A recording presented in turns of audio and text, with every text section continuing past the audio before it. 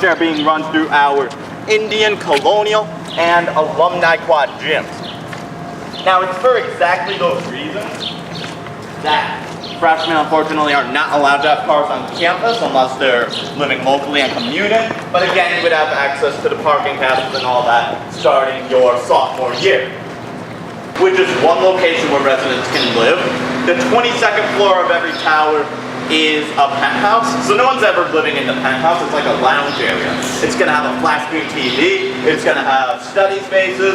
A lot of times, RAs like to have their programs up there. And then each tower.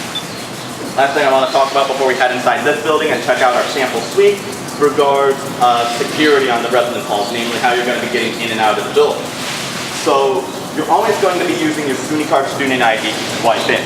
For the building you live in, let's say you live in this building right here, you're going to have 24-hour swipe access with your SUNY card to that building. For other buildings on your quad, let's say you live in this building and you want to get into maybe that building over there, you could do that between 8 a.m. and 11 p.m. For other buildings on other quads, with the exceptions of their dining hall and their gym buildings that you're going to have access to whenever those facilities themselves are open, other than that, you will not have swipe access to other buildings on other quads. You would need to get let in by your friends. Again, that's just to ensure the safety of all of our Great Danes.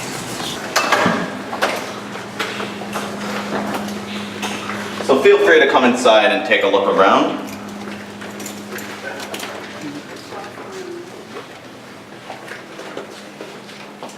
And as you're kind of looking around and seeing what you have to see, I'll give my spiel as to what exactly it is you're seeing. So this is a sample suite here on State Quad.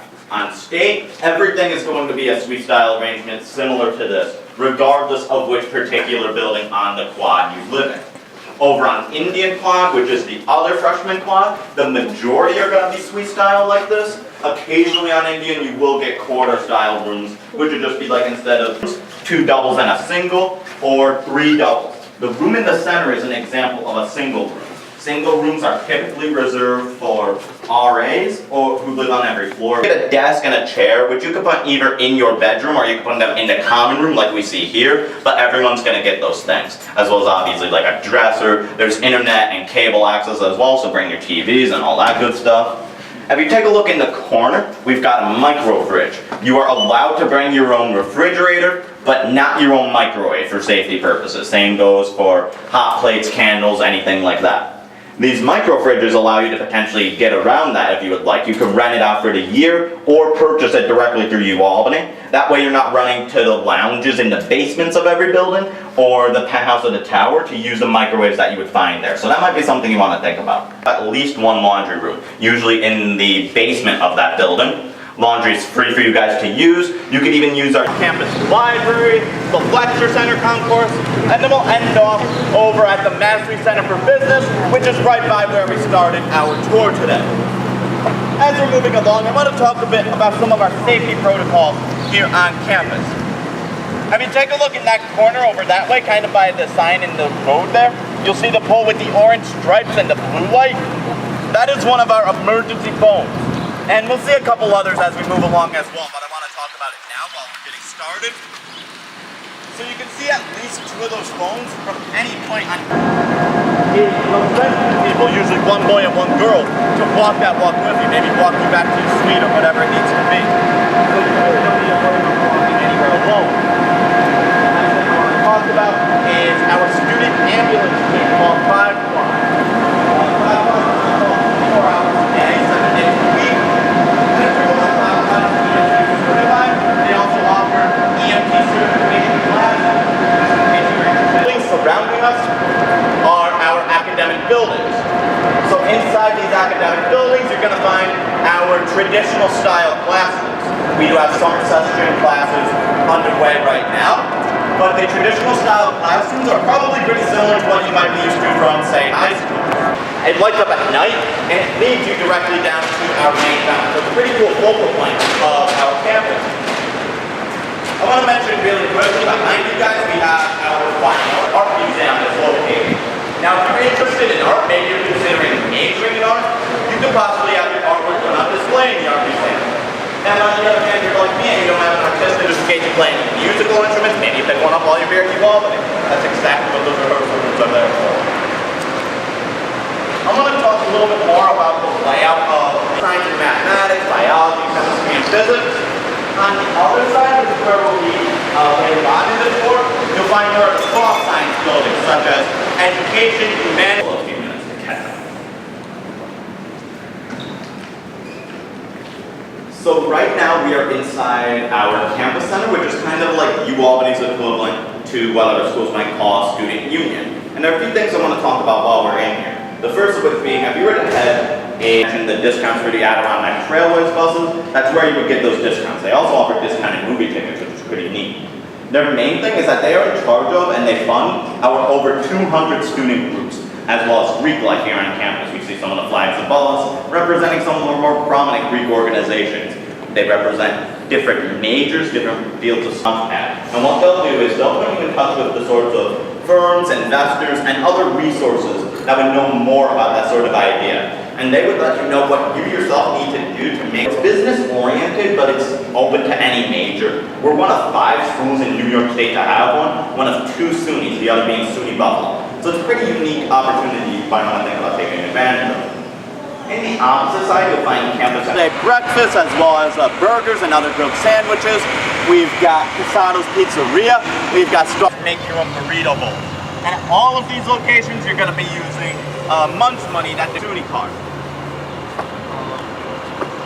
As we're kind of backing up just a little bit more, as it starts to come into view, and that's going to be your main resource for books for classes. They have a program called Books in a Box.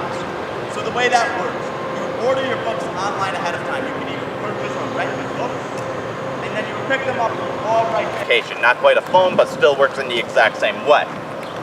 In the corner there, we have Indian Quad, which again is one of our freshmen. That each quad's going to have its own gym as well as its own dining hall, and you can use any of them regardless of which quad you live on. In terms of the meal plans for the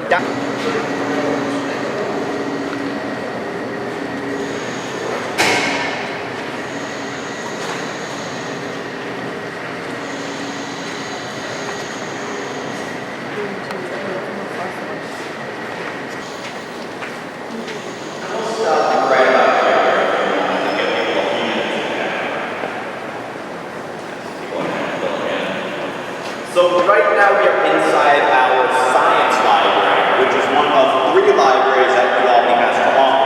There's also the Dewey Library on our downtown campus. As the name suggests, the science library, it's a bit more geared toward our science students, but it's not exclusive to them. Anyone can use it. And it's a reading behind me, as well as separate spaces on our 2nd and 3rd floors. We also have the New York State Writers Institute in this building, in case you're interested in maybe English or journalism, any of those sorts of fields. We'll often have authors come here and read chapters of their latest books, or maybe do some sort of presentation of it.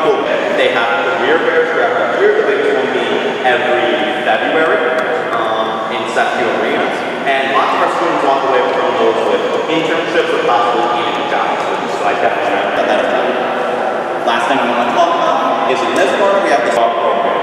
Those being all 7 times. So if you want to study in art program, knock yourself out.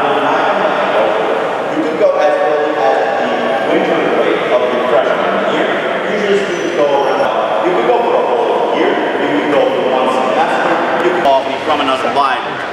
So that's pretty convenient. Like I said, the library is typically open between 8 a.m. and 3 a.m. during the week, with kind of varying hours on the weekends. During finals week, once final exams kick in here, they go into 24-hour mode, just in case you need that 5 a.m. study session. I do personally, but the services are there in case you need them. And we'll stop here for a quick second. What I want to mention is what's actually inside this library. That includes our interactive media center in the basement level, through which you can take out laptops, cameras, other type of equipment like that you can rent out for the day. On the 1st floor, you would find group study lounges where food is permitted, and on the second, outside in that corner, you would find our advisement services center. We are inside one of our lecture center classrooms, which is where gen ed or introductory level classes are typically held. Usually you'll be taking those your freshman into your sophomore year. Might vary a little bit depending on things like how many college credits you're coming in with. Typically these sorts of rooms hold between 50 to 500 students. The room we're in right now holds about 200 students, so it's kind of on the average to larger sized lecture center room. Some students are a little bit intimidated by this sort of a room, especially if it's their first ever college class. But there's some pretty easy things you can do to kind of alleviate that stress. The easiest of which being to sit in the front of the room, because the size of the room is always going to be what's directly in front. You get a sense of the entire scope of the room, and that might be a little bit more intimidating than students back here maybe watching Cupcake Wars or something on their computers, and you guys don't have time for that. Let's be talking about. Those might have a Friday discussion that would meet for 55 minutes. Those will be conducted by teaching assistants or TAs, who are graduate students in that department. They would be present during the Tuesday, Thursday lectures to help the students as well as the professor make things run a little more smoothly. And they would conduct those Friday discussions, which would be held in the traditional style classrooms in the academic buildings on the above ground level of the podium. So it would only be about 20 students from the entire room in those discussions. So it's a bit more of a relaxed environment. Last thing being, I know I mentioned it earlier, but really take advantage of professors' office hours. As you could kind of see if you're in here, you might not necessarily get to ask that question you have during the class session. You could definitely do that during one-on-one office hours. That way your professor, A, learns who you are instead of a face in a sea of 200 or 300, but then also answers your questions. It helps in terms of grading and letters of recommendation too, trust me. So it's definitely worthwhile taking advantage of office hours earlier on rather than later. But I'm a little biased, but this is like the coolest spot on campus. I heard some of you guys saying it looks swimmable but shallow. That's probably the best. You can't really swim in it. That's what the black pool in the phys ed building is for. But you could walk through it and even sometimes students will even bring floats, all of which to really take advantage of the fountain. There are lights inside it. The power line lights up at night as well. There are water flows that go off several times a day at the main area of the fountain. And during the school year, especially the beginning months and end months of the year when the weather's nice, you'll see students all out here, either at the fountain or at the table surrounding us. So it's just really cool to see that. We'll also have a lot of cool events here, such as every August for our incoming students, we'll have a candle lighting. The other thing I want to talk about are our tunnels that run underneath our podium. And what if you're on a day like today? Let's say it's super rainy out, or maybe it's the middle of February, freshman year.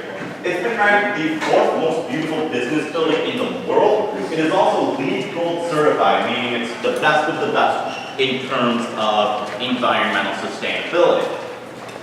The building has 28 different classrooms as well as an additional 10 group study rooms. There are also group study lounges on the pages specifically for business students. So if you're possibly majoring in business, that's pretty helpful. Now, obviously business students would be spending a lot of time in this building, but even if you're not a business student, you'll probably have at least a couple of classes in this building. As at the top right there, we have a stock ticker, which I think is like the coolest thing ever. I'm always jealous of business students when I see that. And back in that direction, kind of past the other tour group, is another example of a classroom holding about 20 students. And that's in addition to the smart classrooms that you would find in this building. Now, having said all of that, this is the last actual stop of the tour. So are there any last remaining questions?